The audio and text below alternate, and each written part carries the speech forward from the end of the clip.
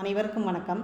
இன்றைக்கி நான் சொல்ல போகிற பதிவு என்னங்கன்னா, எங்கள் வீட்டு வாசல் முன்னாடி மே தினத்தன்னைக்கு ஒரு ஆள் உட்காந்துருந்தாப்புல. அந்த ஆள் உட்காந்துருந்தாருன்னா எங்களை பார்த்தது எந்திரிச்சிட்டாப்புல. நான், எங்கள் பொண்ணு, அவங்க அப்பா 3 பேருமே இருக்கோம். முன்னால் நாங்களும் பேசிட்டு நின்றுட்டுருந்தோம். எங்களை பார்த்தது அப்படியே பதுங்கி அந்த பக்கம் போய் குமிஞ்சு நின்னபடி என்ன யார் சந்தேகமாக இருக்குது, யார் இந்த ஆள் புதுசாக இருக்கிறாப்புல அப்படின்னு நாங்களாம் பேசிகிட்டு இருந்தோம்.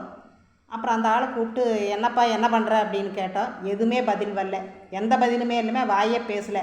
ஏப்பா வாய் பேச மாட்டியா, வாயில் என்ன வச்சுருக்கிற, எதுவுமே பேச மாட்டேங்கிறிய அப்படின்னு நான் சத்தம் போட்டு கேட்குறேன். அப்போ எதுவுமே பேசலை. அப்போ தலையை மட்டும் குமிஞ்சிட்டு இப்படின்னு என்னமோ பண்ணிகிட்டு இருந்தாப்புல ஒரு செடியை. என்னப்பா பண்ணுற, மறுபடியும் நான் பேசுகிறேன், எதுவுமே பதில் பேச மாட்டேங்கிறிய அப்படின்னு கேட்டதுக்கு, அது மிளகா செடி பிடுங்க வந்தேன் அப்படிங்கிற.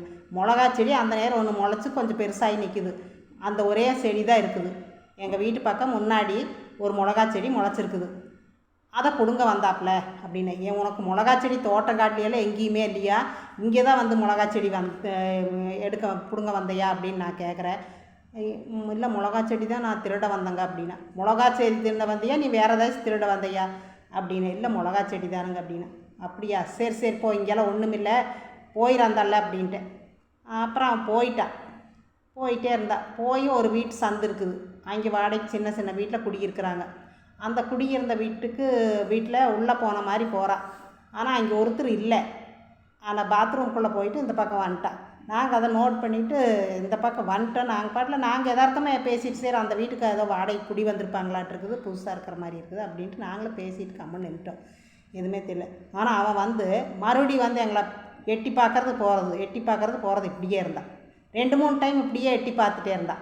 மறுபடியும் என்ன பண்ணுறான், மறுபடியும் போகிறான், மறுபடியும் வர்றான், மறுபடியும் அந்த பக்கம் போகிறான், இந்த பக்கம் போகிறான், எங்களை பார்க்குறா. இதே பண்ணிகிட்டு இருந்தான். அப்புறம் சரின்ட்டு எங்களுக்கு சந்தேகமாக இருந்து நான் இருந்துட்டு இப்படியே இருந்தால் இவனை விடக்கூடாது, சந்தேகமாக இருக்குது, எதுக்கு கேட்கலாம் அப்படின்னு அப்பாவும் மகளும் வண்டி எடுத்துகிட்டு போய் டக்குன்னு அவன் போயிட்டே இருந்தான். போயிட்டு இருந்தப்போ என்னப்பா எங்கேப்பா போகிறேன், என்ன வர, இப்படி பார்த்துட்டே போகிறேன், எட்டி பார்க்குறேன் போகிறேன் அப்படின்னு சத்தமாக கேட்க முடியும். இல்லை நான் அந்த பக்கம் வந்தேன், மிளகா செடி பிடுங்குறக்கு திருடுறதுக்கு வந்தேன். மிளகா செடி திருடுறதுக்கு இங்கே ஒரு செடி தான் இருக்குது, இதை திருடுறக்கா மறுபடியும் வந்தேன், இந்த பேச்சு எதுக்கு சொல்கிறேன் அப்படின்ட்டு பொண்ணு மறுபடியும் மிரட்டி கேட்டிருக்கிறா. அப்புறம் இல்லை நீ எங்கே இருக்கிற என்னன்னு முடி, நான் அந்தள்ள வாடகைக்கு இருக்கிறேன் அப்படின்னா. எந்தள்ள வாடகைக்கு இருக்கிற அப்படின்னா, அந்தள்ள தூரம் போகணுங்க அப்படின்னா. அப்புறம் மறுபடியும் அப்படி சொன்னது என்ன பண்ணுறா, சந்தேகமாயிடுச்சு பொண்ணுக்கு. நீ கரெக்டாக சொல்லினா போலீஸில் நான் இது பண்ணிடுவேன் அப்படின்னு முடி. 4 எடுத்து ஸ்பீடாக நான் காலில் நான் வச்சு அப்படியே காலை 4 நகர்த்தி வச்சு ஓட ஆரம்பிச்சிட்டான். மரணம் ஓடுறானுங்க.